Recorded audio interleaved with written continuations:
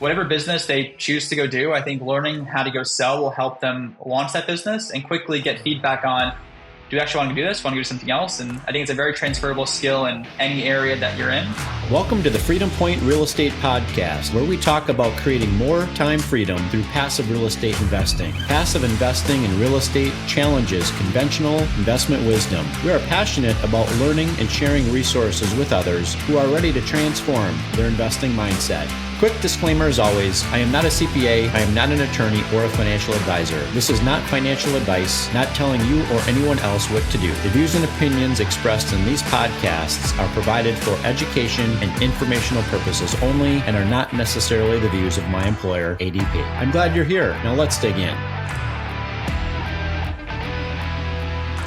All right, welcome back, Freedom Point Podcast listeners. Thank you again for jumping into another episode of the Freedom Point. So glad you're here with us again today. I'm your host, Jeremy DYER. I have another amazing guest with me today, Sam Silverman. Sam, welcome to the show. Yeah, thanks for having me on, Jeremy.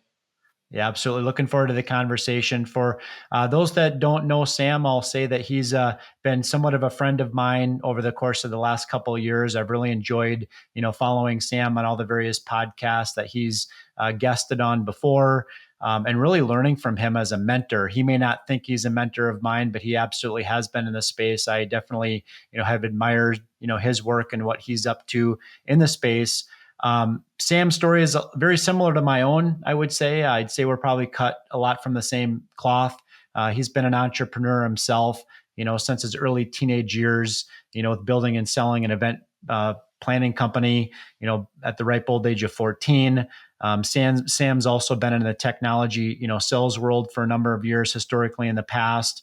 One thing that's also unique about Sam and very similar to my own, investing journey is we both got, started in real estate largely in the single family home area. We quickly, transitioned over to being limited partner, general partners with other operators deals. Sam has invested in 65 plus deals as a limited partner in the last 5 years. Sam, that's more than me. You've kind of lapsed me. So I've got a little bit of runway to catch up. So really appreciate, having you on the show. Maybe you can kind of give our listening audience a little bit more background on yourself and what you're focused on today. Yeah, no, thanks for the introduction. And yeah, I think when you actually look at the limited partner side of it, I'm actually trying to do less now versus do more. And I say less, I mean go deeper in what I'm working on versus being spread so thin in certain areas. And I think our average check size has definitely gone up for deals we personally invest into, and just trying to go much deeper with the partners we work on, the type of deals we work on. So right now, I'm probably 2 or so years out transitioning from the corporate world, have primarily been focusing on both investing myself and finding good opportunities, both myself and investors. And we've done real estate historically the last while, and we really see an opportunity right now in the buying business space, right? So right now we're working on a fund called The Pave.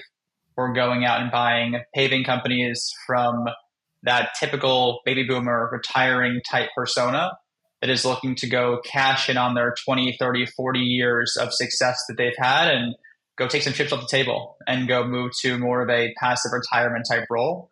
So we see an opportunity in that space to go acquire companies between $1 and $3 million of EBITDA and go build a portfolio between 10, 15, $20 million of EBITDA and look to go exit that portfolio to a more institutional type buyer. And I think it's one of those spaces that you're compensated very heavily from that end buyer for doing that legwork, right? In terms of dealing with off-market sellers, getting companies under contract, streaming technology systems to get in the back end. So we're still very bullish on a lot of real estate asset classes, multifamily included. And we're just going to be making a little pivot right now in terms of where we see a niche we can go carve out for ourselves too. Yeah, it makes total sense. And I'm real curious about, kind of that transition, from the corporate world into entrepreneurship. I talk to so many people that maybe they're in their late 20s, their 30s, their 40s, 50s, et cetera, that have been grinding it out day in and day out to fulfill somebody else's dream. And they really want to find a way to step off that corporate hamster wheel, divorce the W-2 and move on to, being able to scratch their entrepreneurial itch. So just kind of curious, what did that look like for Sam Silverman, as he had built up, a reputation, in the sales world. And then you decide one day, 2 years ago, to rip that Band-Aid off and start controlling, your own destiny. Yeah, so it's funny. I think I actually waited longer than most people do to go leave their corporate job relative to the success you have in your current field. So how I look at it is that, you can look at it both from a qualitative and quantitative type way. From the quantitative side of it, you look at it as your runway. So for example, say you are spending $10,000 a month, right? And you've got $100,000 saved and no income coming in. Meaning you've got 10 months to go get your stuff together and turn what you're doing into a business. Otherwise, you're going to have to go back and get a job. So for me, I was much more on the conservative side of that route, where I wanted to wait until I had meaningful passive income. And I don't view it in the way of it has to go equal my day job earnings pre-tax, because that's just honestly nonsense, right? One, you're likely going to need a more effective tax bracket when you leave in terms of what you're involved in. Two, you don't have money going to things like your retirement that you can't touch, right? So like you can get away with much less in terms of that side of it. You're not looking to go save, you're looking to go survive for a period of time. So for me, I definitely invested pretty heavily. I had already started building a business on the side the last 1, 2, 3 years prior to making the jump. And it makes that transition a lot easier knowing that, hey, I'm giving up a very good W-2 sales job, somewhat cushy, right? Where it was, decently high earnings and pretty relaxed in a lot of ways. Alternatively, though, in the sales world, I'm sure you're familiar with this too from your sales days, is that the better you perform, the harder it becomes to earn those dollars again. So for example, if your quota is $1 and you go hit that dollar, you'll earn your full OTE. If your quota moves to $1.50 and you go hit that dollar, you'll make way less than your OTE on track earnings the subsequent year.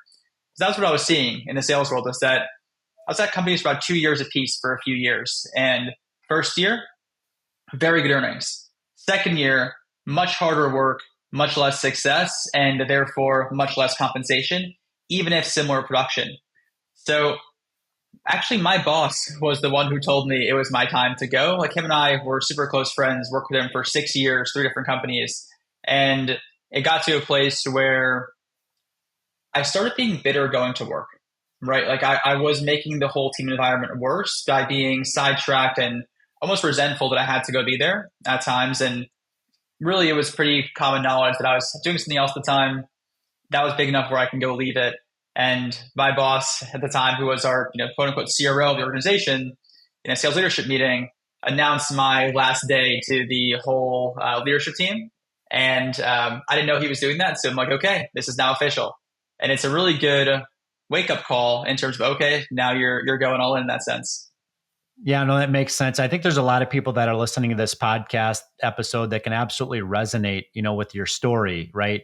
What's interesting about your story is, you weren't the one that ripped the Band-Aid off. Okay. You had somebody else do it for you. I'm sure it was painful nonetheless. But at the same token, correct me if I'm wrong, Sam, but that also ended up becoming a blessing in disguise for you, because it really gave you that excuse to find out, all right, what is Sam 2.0 going to look like? And Sam 2.0 was passionate about, getting involved in the real estate space, right? But also, being able to control, your own schedule, your own quotas that you put on yourself, right? For achieving and going after that next carrot. What is, am I resonating here?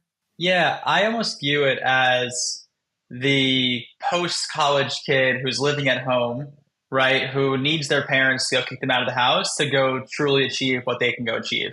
Granted, I was, a VP of sales. I wasn't a kid living in my parents' basement, right? But it was similar in concept, where this person I worked for, someone I'm very, very close to, think, very grateful for the opportunities he gave me. I think if you're listening to this too, and you're in that sales world or in the corporate world too, or find someone who will go take a bet on you and give you those chances to go step up and become better than what you currently are, right? So like, I got really lucky in having that. And that was also a big push that he made me do as well, in terms of it's time to go leave and time to go, really take advantage of what you can go do. And also in turn too, like, I think the last handful of months I was there, I wasn't necessarily being the best teammate I could be to other members' organization, and someone else could likely do a better job than myself. And I think all around it made a lot of sense. But again, like I think about this, if you're a corporate employee too, burn the bridges is great, but also take your time. Make sure you're in a position that you can go be stable. Because I know for myself personally, I work very well under business pressure, right? I don't work very well under personal financial pressure. So that position of stability, I think, goes a long way, especially when working with other people's capital, is that you want to be in a position of stability yourself to make the best decisions you can for other people as well, being a steward of their capital. Yeah, no, it's there's a lot of truth in what you said there. There's people that are looking to step off the corporate hamster wheel, but maybe what you really need to do before you do that is, number one, get educated, get networked, get started, right? Put in some of those reps, find out what it is that you want to do, for the rest of your life, and build that up in tandem with, maintaining, your existing income through your W-2, so that when you're in a position someday to personally rip the Band-Aid off, or somebody else does it for you, you've got, some steady income streams in other areas of your life, whether those are other active income streams or passive. So I'd like to talk a little bit more about, kind of this point in your corporate career where you decided that you were going to start building out a portfolio of single family homes, much like myself. What really attracted Sam Silverman specifically to real estate investing? It was all I really knew, right? I had no clue what I was doing. So in sales, I'm sure you've seen this too, is that when you first start, you can double your income for a handful of years pretty consistently if you're a top performer. And my lifestyle didn't really change. Like when I was working in corporate America, I was working 80, 100-hour weeks between my sales roles and the businesses I built on the side as well. So I wasn't really doing a whole lot, right? So like I had a solid, the gap kept growing between money I was collecting from my job and money I was spending, because I really wasn't spending much at the time. And I'm like, okay, I thought of passive income. And what I thought of at the time was I'll go buy a few single family homes every year, right? They'll start compounding and snowballing. And what I realized really quickly was that I would need a lot of these to get to a place of where I want, right? If these homes cash flow $200-300 a month, you're looking at way too many homes to get to a number of cash flow that you want. And part of you start thinking about, okay, can I get to a place where it's successful? And two, if I get it to a place where it's successful, do I want to manage that business? And the answer was no. Like I think my aha moment, I think I told the story before too. I had a handful of homes up in St. Augustine, Florida, right? Very up and coming area, kind of outskirts of town, and great buys. I did really well on them, but I had a tenant who drunkenly drove over their sewer line in a tractor. And it was the week of a board meeting. I was a public company at the time. And we had to go put together our slides, our decks, right, all the reporting up in terms of the data we had to go share to make the earnings call as positive as possible. And I was getting calls again and again and again from my tenant, from my property manager, from different vendors. And I quickly realized I'm like, this just is not worth the headache of what I was doing. So I think that like week, once the board prep was over, I spent probably 20-30 hours listening to every podcast I could on different ways to go invest into real estate without actually having to be super hands-on. And luckily, I was able to go sell off that whole portfolio. Zillow was still buying homes at the time as well, so did well on those homes and got to go have some liquidity to go trial things out with. And in turn, I would go listen to podcasts like this and see, okay, does this person align with my values? And go schedule a call with them if so. And from there, I'm like, okay, it's my own money. If I lose it, there's not a huge deal, right? I can go make more. And I started putting my money in different places, every different asset class you can think of in real estate, and got a really good exposure. I'm like, hey, worst comes to worst, this is a very highly either paid or expensive coaching course myself in terms of understanding different roles, what I can do, opportunities out there as well. Yeah, it makes total sense. And I would consider you, Sam, to be a professional passive investor. If there's if there's that designation that sits out there, having invested in 65 plus, deals as a limited partner over the last 5 years is a tremendous feat. So what do you specifically, and I know there could be a whole nother podcast episode based on this question alone, but what do you look for in a deal or in a sponsor before committing as an LP investor? Yeah, I think the first thing you have to look at all day long is the sponsor in terms of who it is you're investing with. And you want someone who you feel like aligns to what you're doing, right? I think brand equity holds a huge value here. For example, if you think of a handful of larger groups, you and I have invested in a handful of the same groups as well and had good experiences there, that they've got a lot of brand equity, right? People know their name, they're on social media, where if things go wrong, they can't go hide. I actually care less about how much money they have into the deal themselves. I'd rather that sponsor have liquidity from their fees, from their business itself, that if things go wrong, their money is first going into a project versus calling investors for their portion to go back into it if there's any type of issue at hand. So I think it's the people, and people can be broken down into all different subcategories too as to what they're doing. I think it's the overall deal strategy, right? Does it align with you and your portfolio? For example, things you can go look at are the hold time, the overall risk tolerance, right? The market that it's in, the structure the deal is in terms of how the fee structures are, the split structures are, the preferred return structures. And then also, what's the point of the goal itself in your portfolio? Is it more of a cash flow type play? Is it more of a long-term equity play? Are you investing for depreciation? Then I say it's looking at the actual deal itself. Does the deal itself align with the strategies and all the things that the sponsor wants to go achieve? For example, if they're looking to go position the deal as a cash flow play and they're buying a deal with heavy negative leverage, right? Likely doesn't fit that box in terms of what you're looking for.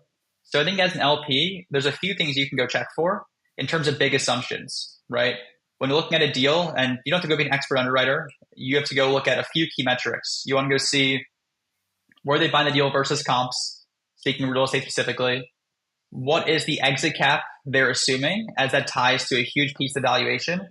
Anyone who's played this spreadsheet before too, if you make a deal from a 5 cap to a 6 cap on the exit, those numbers look very, very different in terms of assumptions around that.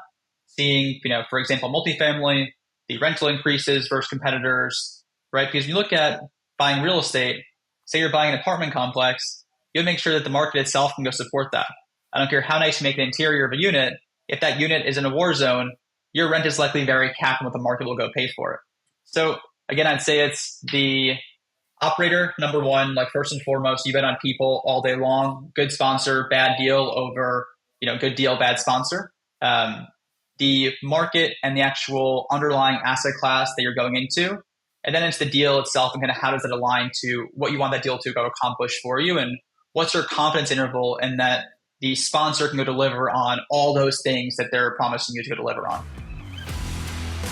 I'm Zach Haptonstall, CEO and co-founder of Rise 48 Equity. Our goal is to help you protect and grow your wealth by investing in large multifamily apartment buildings. We do all the work as far as sourcing these large apartment buildings from the brokers, doing all of the on-site management with our vertically integrated property management company, doing all the renovations with our vertically integrated construction company. We completely rebrand the exteriors. We will renovate the interiors to our full platinum level scope, which increases the value of the asset to get that profit margin for the investors. If you'd like to learn about how you can partner with us on these exciting opportunities, and go to our website and set up a call with our team. Yeah, I think that was great, Sam. I mean, you gave a master class to the novice LP investor out there in terms of some things to really focus on. But, you're exactly right. I mean, at the end of the day, it's pretty easy for even a novice investor to say, if the sponsor, if it's a value add, for example, multifamily or some other commercial property, what's the business plan? At the end of the day, can the tenant or the resident still afford it? Right? Is it in an area that they can actually afford, a bump of $200 or $300 per month in that specific area? And then obviously the exit cap rate, assumption, right? Nobody has a crystal ball. We're not sure when the next black swan event is going to be, but there's going to be one, right? We're not really sure where we're at in the economic, cycle. We may think we're at bottom now. We may think we're on the upswing, or maybe we've got some more downside pressure to go. So it really comes down to the operator. And I really appreciate you highlighting, this brand equity. I don't think a lot of people give enough attention to, sponsors and their brand identity or brand equity, right? Not all sponsors have deals that have overperformed investors' expectations, right? And my biggest concern always as a limited partner investor is when things don't go the way that the sponsor expects them or anticipates them to go, will they still maintain the same level of attention and attention to detail halfway through the project that they did at the very beginning? Or are they now more laser focused on finding that next deal or the next opportunity? Does that make sense and resonate? Yeah, I completely agree. Right, you want people who are in it for the long haul as well.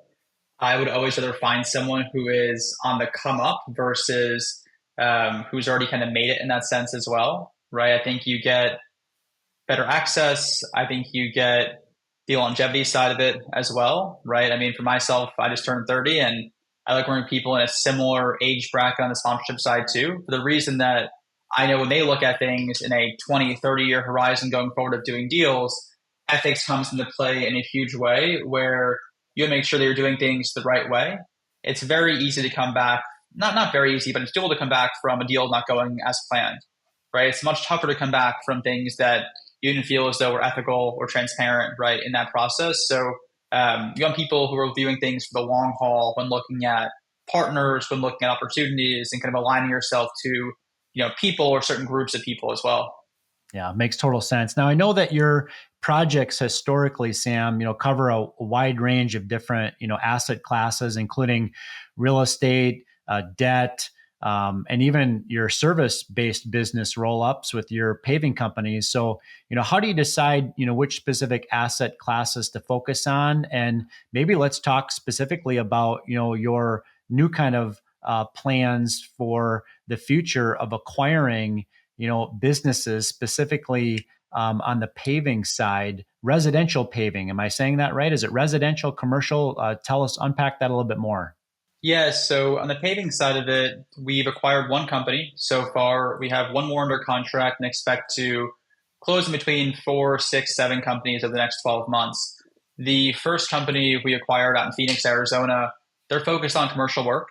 Their average deal size is about $350,000, so meaningful size, most in the private sector as well. And right now we see a big opportunity there where these companies trade between 3 and 4 and 5x EBITDA multiples. And those are for companies between $1 and $3 million of EBITDA. For example, that's like buying a real estate deal at a 20 to 33 cap, right? So really good yield when looking at the potential there. And also a big thing here too is that, multifamily, for example, there's only so many things you can go do. So you're much more likely to be in a very, tighter range, tighter mean, tighter kind of standard deviation on a deal itself, right? You can only go once you, update the signage, fix all the common ground, update any CapEx, update units, add washer dryers, right? There's only so many levers that you can go pull. In a business, you can go really create a lot more synergy between businesses that you go buy, kind of how you merge them together. So for example, the paving sector, what we've seen is that once you get to about that $10, $12 million EBITDA range, the multiples go from say 3 to 5 to 10 plus. And on our end, in the model itself, we don't factor that in at all, right? We view that as all upside. That's like the equivalent of buying a deal at a 5 cap in multifamily and modeling in your exit at a 10 or 12 cap, right? Where most deals would never work. The numbers still work with things like this in terms of how conservative you can go be. So we see it as a big opportunity to go find asset classes that are undervalued, right? That have a significant need that can't be replaced by AI. And we actually see a lot of the spend going forward, both looking at government spend and when looking at roads, right? Think of, Tesla or Waymo or these self-driving vehicles that they need those lines to be perfectly striped in the road to go facilitate the automatic driving, right? Or that if you look at the average road grade in the US, it's a C minus. So a lot of opportunity with things like that. And also there's opportunity to go help create a level of synergy between companies that you're acquiring. So for example, if you go acquire a paving company that focuses primarily on paving, and you go acquire a maintenance company focused on maintenance of paving, all of your new business you get in company A feeds company B, right? So you want to go have synergy in terms of workforce, machinery, and also just how they flow together in business as well. Yeah, that sounds like a tremendous opportunity, Sam. I would have never thought in a million years that buying a paving company or companies would be a good investment strategy, but it's certainly a necessity. And I don't believe AI or any other technology is going to be able to take away, that potential, business opportunity. I also know that you're the founder of Fully Funded, your capital raising mastermind community. What inspired you to start that community, and what's the main goal for its members? Yeah. So, for example, if you look at people buying or scaling businesses or buying and scaling real estate portfolios, you typically see three main roadblocks, right? Outside of, say, people, culture, right? Those things matter what you're doing, they have a huge value. But when you look at the three main roadblocks you typically see people have is one, deal flow, right? Do you have enough deals in terms of the pipeline to go fill and go close on? Two, are you operationally sound? But if you go buy more companies, more deals, will things break and cause repercussions across your portfolio? Three is capital, right? This is probably the biggest bottleneck that we see for real estate and private equity investors is that they have deal flow, their operations are dialed in, but for them, their biggest bottleneck is actually can they go close those deals based on how much capital that they need? And what we feel like we've seen in the last while, maybe 12, 18, 24 months, is that deals have gotten better, but capital has gotten much harder to go raise. So in our end, our sole goal is helping private equity investors, real estate operators, fund managers get better and more efficient at going out to raise private investor capital through the marketing side of the house. So in terms of systems, process, templates, structure, coaching, and also a huge value that I think is always understated too is just having people around you who are all focused on the same thing, all taking action in some way, we think is really powerful. Because I'm sure when you first got in this business as well, I know I had it, is that I would tell my friends what I was doing, my mom, and they care, right? They want to see me do well. They want to understand it, but there's only so much actual insight they can actually give me that can help take my business from where it is today to where I want it to go. They're a shoulder to go, lean into, some empathy about what's going on, but no strategic insight. So on our end, we want to go create a place where people can go have, community support, coaching, accountability, education, all on how to go solve that third bottleneck of capital. Yeah, that sounds excellent. I wish that I had such a resource available to myself when I first got into this space. But I also know at the same token, there's a lot of others just like me that are interested in real estate, not just from a limited partner investor perspective, but they're also interested in creating awareness within their own personal and professional network. And there is certainly a way that people can partner with their network to go in on these investment opportunities alongside us. And there's a way to monetize that. So for those that are interested in learning more about launching a capital raising business, please do reach out to Sam and specifically look into his Fully Funded program. Sam, I've got as we kind of wrap up here, I've got, one kind of burning question on my mind that I keep thinking about. I've got 4 children, 2 of which are teenagers.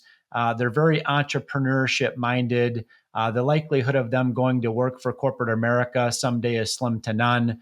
They just want to launch their, enterprises and use those transferable skills that they develop, as youngsters into whatever the next, entrepreneur venture happens to be for them. So you personally looking back, on your journey from teenage entrepreneur, to multifaceted investor, what's one key lesson that you'd pass on to someone just starting out in business? Oof. So do you think your kids are going to go the college route or give them the opt-out?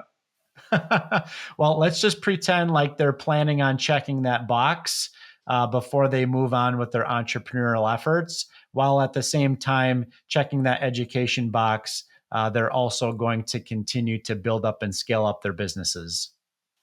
So honestly, I think one thing I know you and I have it in common too is that I would learn sales. Whatever you do, whether you go start your own business, whether you go find a partner and start a business, sales feeds everything, right? I know personally companies that I've started, I've gone from idea to revenue very, very quickly. You figure out really fast, if I want to do this, is there something there?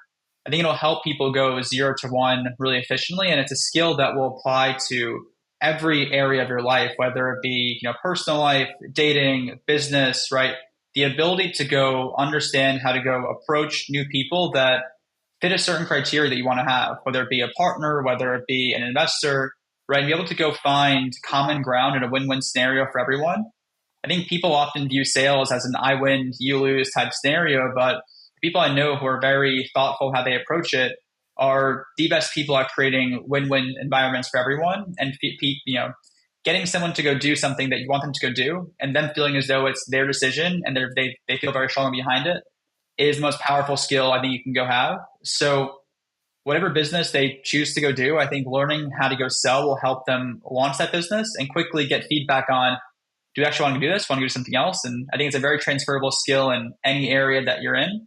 And if you're looking at going more the corporate route too, going the sales route is an awesome place to go. I think it's a place that you don't need a college degree, right? Your barrier to entry is very, very low. And the right companies, the right places, it's meritocracy in terms of freedom, financial earnings. And I can recommend it enough for people to at least try. Yeah, Sam, I think you nailed it. One of my childhood mentors once told me that, Jeremy, nothing happens in business until somebody sells something first. So if you want to be on the front lines, and you want to have the sky be the limit for you, from a financial perspective and a transaction perspective, then figure out how to level up your sales game. But the main way to do that is to do it through trying, right? The more we fail at it, the more we kind of learn, how to maybe emotionally connect with someone better, right? So it's really kind of a refinement process. I think some people certainly are natural born salespeople, but for the rest of us, it's definitely a learned, craft that it's just going to take time to get good at, but you're going to have to put in the reps. So, Sam, I'd love to maybe take this opportunity to maybe have you share with our listening audience, how they can learn more about you and how we can get connected with you. Yeah, thanks. So I'm super active here on LinkedIn, so you can always find me there. Our podcast, as well as the Fully Funded Show. Our community is fully funded, so fullyfunded.capital is our site. But yeah, we're super active on LinkedIn, very, very reachable and approachable on there too. Great. Well, we'll definitely put those links in the show note for the episode. And Sam, I really appreciate the tremendous value that you've brought our listening audience today. Yeah, Jeremy, thanks for having me on. Absolutely. And listening audience, thank you again for jumping into another episode of The Freedom Point. We look forward to having you join us on the next episode. Thank you for hanging out with us today and for listening to the Freedom Point podcast, powered by Starting Point Capital. This show is for entertainment purposes only. Nothing said on this show should be considered financial advice. Before making any financial decision, please consult with a professional. This show is copyrighted by the Freedom Point podcast. Written permissions must be granted before syndication or rebroadcasting. If you're interested in connecting, you can find contact information at startingpointcapital.com.